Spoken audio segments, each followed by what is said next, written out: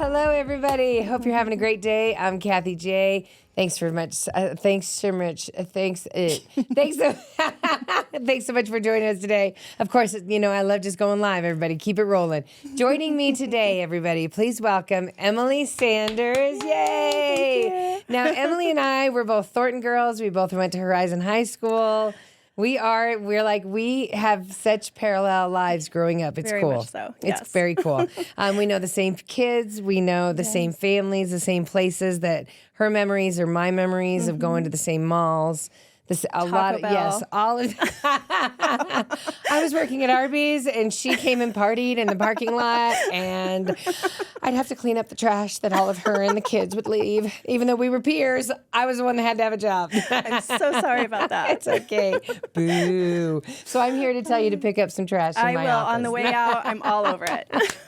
But for real, Emily, I'm excited that we have found our way back to each other. Yes. And it happened in a weird way, but you, like so many of us of women our age, you kind of you've taken some hits on the chin through life. For sure. You have a family, and a lot has happened and stuff. So we're here because you've now written a chapter in a book. Yes. And so we're going to get into all that. So tell me about the book and the chapter you wrote. Absolutely. So last year, I had a salon and med spa that I owned. Yes. And, you're a massage therapist by trade. I am. Yes. And I had to close that business last year after 3 years. And I was trying to process that loss and everything, and so I started writing about it. And then there was this information online that I could submit an article for a women's entrepreneurial magazine. Okay. And so I wrote about having a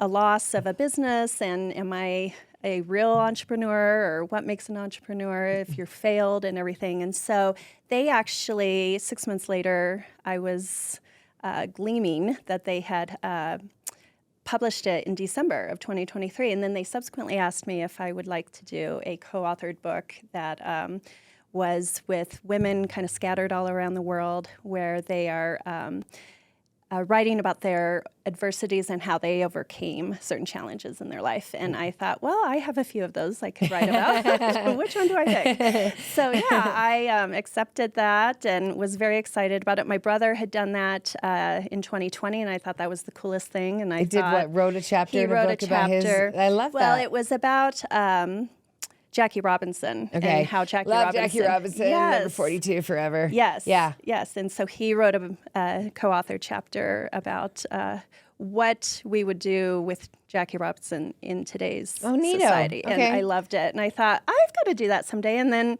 the universe brought that to me in 2024. Your father's an artist, so you do have an artistic ability inside of you. Very much so. Yes. Yeah, okay, so very cool. So something inside of you has always been screaming to express yourself. Yeah. Anyway, that's cool. Yeah. So a lot of us, we do have so many things that have gone wrong. You had something happen to you that turned into a secret that you buried, thought you dealt with, and realized how PTS works in the worst of ways. Worst of ways, yes. So let's get into it, everybody. All right, go, Emily. Okay, so during COVID, really, I will start at COVID. Yeah.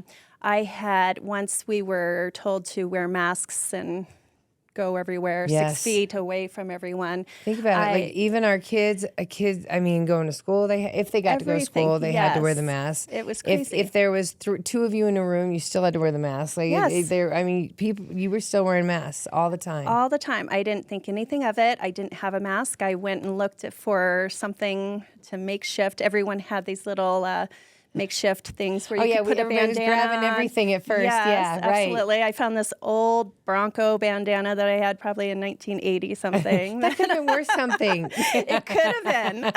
Was it the old logo? It was. It was very old. And I thought, I'll just wear this. And we thought maybe 2 months we'll have to do this or whatever, and then it'll go away. But I went into the King Soopers and very sparse. No one was really in there. And I put that on, and I just started feeling very faint, very strange, to where I started remembering like a struggle that I was having and couldn't breathe. And it was, in all actuality, a memory of being raped at 16 years old, and he was putting a pillow over my mouth to prevent me from screaming. And so I was feeling very suffocated at that point, and I kind of fell over on all the avocados, that they had in the front there. Oh no, not the avocados. Not the avocados. I mean, those are very precious avocados. Yes. Oh no. Did you faint? I kind of felt like very lightheaded, like I was going to faint, and it was like a movie in my head of him doing that. Just the reaction that I was having, the struggle of breathing, and seeing him there. And I was thinking, this is 26 years later. Why am I thinking of this right now in the middle of the King Soopers? Right. And so this woman came over and helped me, and helped me to the car. And I got home and just sat on my couch and kind of stunned and in shock. And why am I still thinking about this? So I did talk to a trusted friend that I had, a counselor, and she said, well, you're remembering all of this. You never dealt with that part. And she said that I want you to start writing about your experience and write everything that you remember. And a lot of that will start to come up. And whether it takes a week or 2 weeks or a month or a year, whatever, you just need to keep remembering, and you have to face it. Okay. And something that I didn't want to face, probably. A lot of people don't want to go back and relive horrible things that happened to us. Not at call all. me crazy. Call me crazy. I don't want to go back and relive that.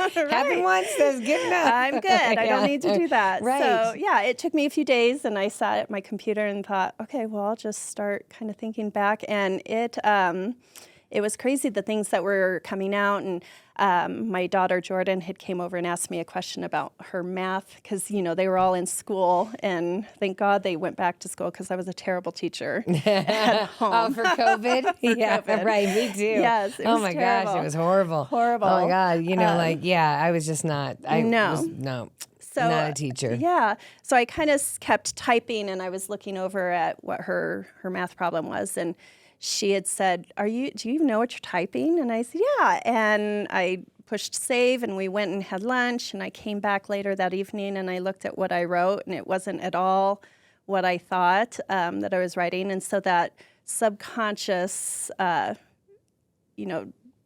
buried information that was just your soul talks to you. Talked to me while I was trying to figure out fractions. Yeah, I know, that's amazing. You finally let go enough to hear your mind was like, let me tell you what's bothering us. Exactly. Okay, so what did you write? So what I wrote was, up until that point, I felt like, or up until that point. You want me to read it to you? Sure.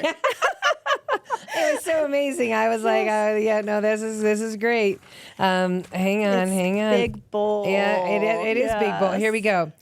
Up until that point, wait, you should read it. Oh, it's there. Yeah, no, I need your voice. I mean, when you put this into the audiobook, you'll need, go ahead. Of course, I yes.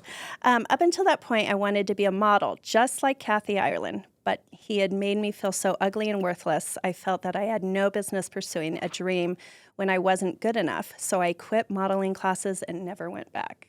And through Horizon, I was in a modeling class where they would send you, it was an elective, I remember, and I was so excited about it. That was all I ever wanted to do. And I just thought, oh my gosh, I wanted to be a model. Oh my God, I did. And not that I was going to be this supermodel or anything, but it was something that I wanted to. I was a dancer, so it was very natural to do that. And so let's go back. So now you're starting to remember. So had the rape just happened, and then you buried it and thought you were cool with it? You had children, you had a family. Did your husband know?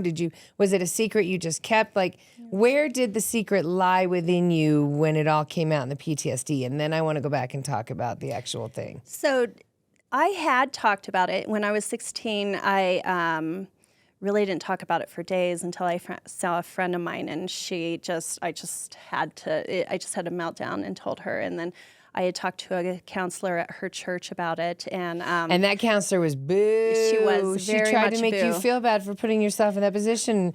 Yeah. She did. So you didn't.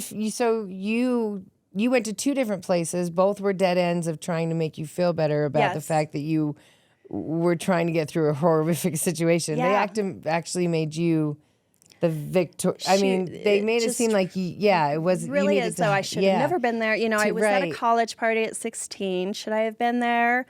Probably not. But I was at, you know, I was with a friend. No. Yes. Those were judgmental. Very We'll get into judgmental. it. Yeah, the situation itself. So you have family, you have kids. When all this came out in the PTSD, had you kind of worked through it? Were you thinking, or was it something that you just were like? I thought that I had always worked through it. You know, it was literally 26 years later. And so I just really thought, why is this coming up? The whole struggle of breathing and everything, that I hadn't really thought of that. And so that's what came up. And then all this other stuff started coming up. For you to start going into the more writing. Details about it and stuff, that's just crazy. So what I want to go into is the trajectory of trauma and how it can change our lives. Yes. Because that's kind of what happened. You were in dance class at 3.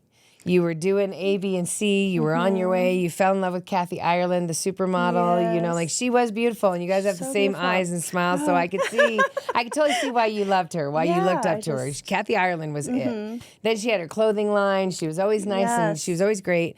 So when this guy, you were young, took you forever to convince your parents to let you go see another dancer up at UNC at college. Yes. You were a junior at Horizon. On your way to, were you going to Barbizon? Where were you heading off to?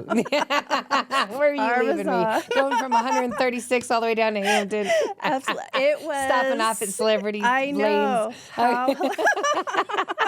That's how old school we are in Denver, everybody. So we are school. Thornton girls. Yes. So yeah. I was going to Christie's. I believe it was named Christie's. Okay, yes. I think you're right. Okay. So Denver, Christie's. Hilarious. I was like, this is awesome. And so then you get to this party, and your parents warned you about alcohol, everything that we're going to tell our kids. Your daughter is how old right now? She's 14. I have a 14 and a 17-year-old. They know all about everything in my life and everything I've ever done. And I feel that. And I feel like your parents tried to prepare you. And you said that in the moment when the rape was about to happen, you, in your head, and I as a female have had the moments where I'm like, I don't want this to happen. This is not it. Why am I in this position? What has happened? You know?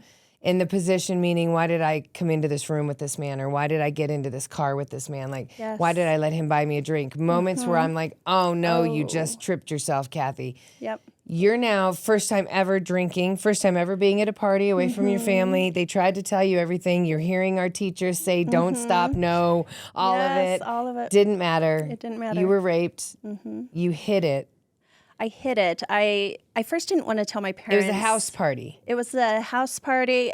He was a predator. It was probably a fraternity party. He knew exactly what he was doing. Absolutely. He recognized you were younger. He recognized that you were drunk.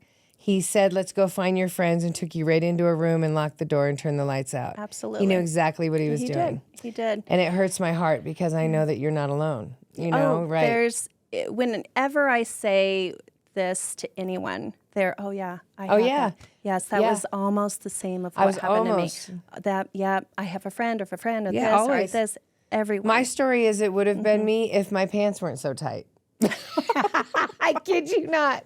I mean, I hate laughing about it. I hate laughing about it, but something horrific would have happened to me had it not been a hot, humid New York night, and I had on really tight jeans that he couldn't get in. Finally, my friend got to me. Yeah. But your friends didn't know, and that's why we tell our girlfriends at college parties and stuff, you don't leave without each other. Right. If you come together, you leave together, you find each other, you don't drink, you don't take a drink from a boy, like for sure. Everything. Absolutely. And I'm glad you've taught your kids that. Yeah. You know, I'm not going to keep them in a bubble, and I've said, I know that you're going to go and do these things. You just need to be aware of the situations that happen. Yes, because it can turn your trajectory of your life. So when 100%. He did that to you, he also said some things that hurt your feelings. Yeah. And they hurt your self-esteem. As a tender 16-year-old modeling girl, you still... Yes, in the beginning, he was so beautiful in your eyes and this and that. And oh my gosh. Nice guy. Yes, such a nice guy he looks. I mean, he was so beautiful, so... college guy, fraternity guy. How are you talking to me? Like, are you really talking to me? The trap that all of us fall in. Yes, and then afterwards, just... the pimples all over your face. It's just crazy. And He I didn't said that to have you. that much. He said that to you. Yes. He insulted you as soon as he was done raping you. Everything. Your boobs are little. You're this and that. And it was just like everything that you've always hated about yourself as you're looking in the mirror, especially as a 16-year-old. He is telling me. He zeroed face. in on it. And it was so much that you didn't want to be a model anymore. Did not. That hurts my heart so much, So Emily. I kept going to that class until it was done and then never went back. Wow. Never really. And you had the goods. Yeah. Everyone wants the dark hair, bright eyes. Like that's the mix, girl. So that hurts my heart that some loser said that. So you kind of buried that dream and then you became a massage therapist and had kids and stuff. I did. I went to Las Vegas. I still danced. Oh, yeah. Let's talk about this. This is amazing. You were a dancer in Vegas on the strip. Yes. A friend pulled you out of it and was like, go get a change of scenery. Yeah, I had auditioned for Broncos twice. Did not get it. I love to tell this story. Steve Sewell was one of the... Steve Sewell is from forever ago. He told me... Bronco. Yep. He had told me why I probably didn't make it. My interview skills were not very good. He said that I said like every 5 seconds. And so I have remembered that every second of my life anytime I've spoke to anyone. Right. Whenever you hear like, you hear Steve Sewell going, that's Don't why say you that. didn't You be sound good. like a Valley girl. Don't say that. But like that's totally what's in. It's like I totally like want to be like a cheerleader. Like I'm so excited like to do this. I could see you so doing that. I've never said like in an interview. Hilarious. Ever since. But I did decide to just go to Las Vegas. And I still danced and I had a great time there. I worked at a credit card call center and I figured out that I can still move on and do things. But I literally never even thought of modeling. It wasn't something. And there was always this missing puzzle piece somewhere that I felt like I needed to go, a calling. Like, what am I doing? I feel like I'm doing pretty good. And maybe it's because I need to be in a family and I have to be a mom and this and that. That wasn't the calling. And that wasn't it. I mean, I love my kids, but I'm like, still there's something itching at me. And I'm so glad you said that, Emily, because we all hear that voice. And sometimes we're going so busy that you don't slow down enough to hear the voice. Yeah. But sometimes it's the voice that wakes you up at 2 a.m. It does. With the thing that you're thinking about. And so then... because you were hearing the voice but still not jumping on it. Yes, nothing. God presented you with a different opportunity to get you to hear the voice. Exactly. And what was that? So in King Soopers, he threw threw me all over the avocados. Yeah, right. And then you wrote this book. And I wrote that and thinking, I wanted to be Kathie Ireland. And my daughter goes, yeah, no, that ship has sailed, Mom. When right, she you're saw old, her, Mom. She's you like, can't. You're old. You can't Thanks, do that. kid. Yes. I love you too. And I thought, no, I haven't even launched that ship. And so that was really like, the learning I'm not going to be the supermodel, but what can I do? Like, is there something? That'll and I think still that's satisfy important you. Yes. that everyone, if you want to be an astronaut, we'll go down to NASA and find out how that would have been. You know, like you should just go and do things to get as close to that dream as you can. Like you're old, well, guess what? Maybe you can work at the planetarium part of the museum. Yes, you could still be around the space. Still like do there that kind is of a way. stuff. I totally agree. Absolutely. So, how did you become Miss Colorado? I did do so as a massage therapist. As a model. How did you become a Miss Colorado? Yes. So I was the massage therapist for the Mrs. Colorado pageant and a big sponsorship that brought me a lot of exposure to that. And so I contacted the director and said, is it too late to get into the pageant? She goes, no. It was like 3 days before the deadline. And she said, congratulations, Miss Highlands Ranch. And I thought, oh my God, what now? I've been eating carbs. Now I got to not eat anymore. So Miss Colorado is for women that are widowed?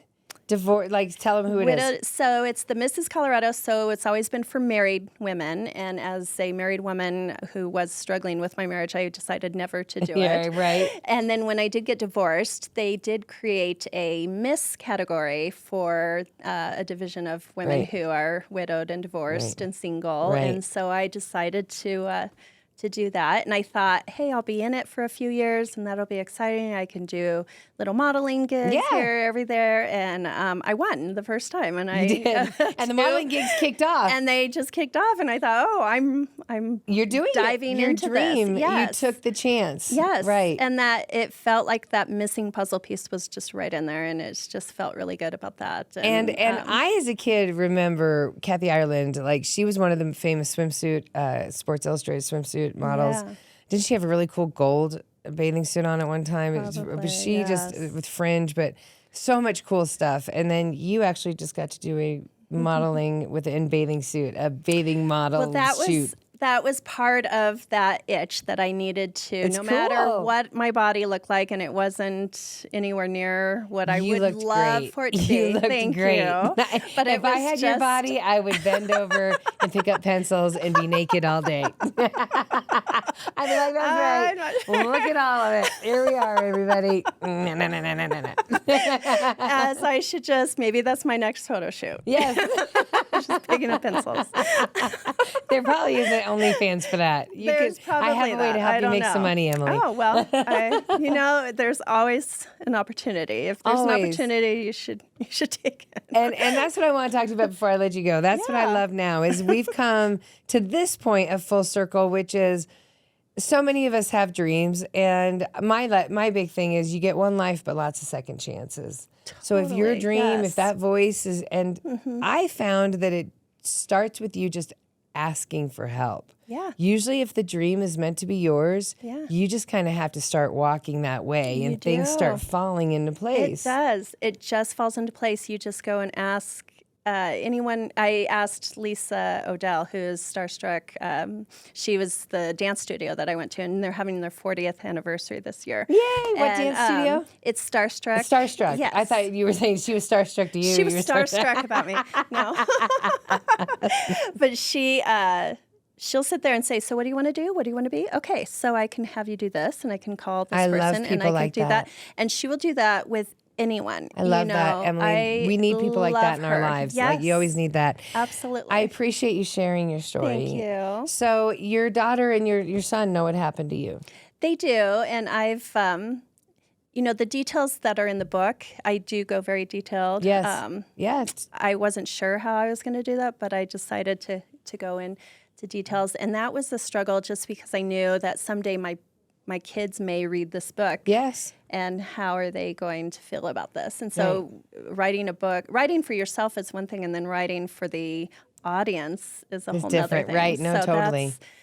So that was a struggle. And my son did say, it makes me a little uncomfortable to talk about this, Mom. I said, okay, well, we don't have to talk about absolutely. it. But this is what I'm doing to help others to get over maybe some experience they had. And I want to, down the road, help the schools, like I said, to create more curriculum, because there's not a lot of curriculum about safe dating or rape prevention education. Yeah, no. Anything. You can have consent conversations with these kids, but that's not going to help them when they're in a situation with a guy in the room that they didn't realize they shouldn't have gone into. And so what do we need to do? Yep. And it needs to be a community Absolutely. effort. The more, the better. The more you know, shooting star, Emily. more you know. I totally agree. Thank you so much. Before I let you go, is there anything else that you just want to share with everybody? I mean, obviously, I think that this writing thing is the beginning of the future. I think that you might be a new author. I mean, I know that you want to continue to get the word out there to help people, but what do you want to tell everybody? I think it's just important to know that, it doesn't matter how old you are, what you look like, whatever you're doing in life. If you want to go accomplish something, start accomplishing it. Just start writing. If you want to write a book, start writing it. And it's been very therapeutic to do that. And it might take you a few years to do it. Or, I'm 49. I'm trying to figure out what I want to be when I grow up right now. I don't even know. I love that. I think it changes. I think it changes all the time. And I think that's the beauty of life. To take that risk. Just say, I'm going to do this, and find your tribe that will tell you to do that, and get away from the people that are saying, no, you can't do that. Right. Squash them. Squash them. Yeah. And they're all over. So just move away. Thank you so much, everybody. This is Emily Sanders. You can find Emily at emilysanderslmt.com. Yes. Do you still massage while you're doing everything else? So I am going to do a part-time massage just so I can start working more on this rape prevention education. And I am working with Fitness. It's a new fitness concept that can help with, your pain management and stuff like that. And so we all need that. Yes. Especially as we get older. Help me with my pain management. Exactly. Thank you. Thank you. Pleasure. Emily Sanders, LMT.com. Thank you, Emily.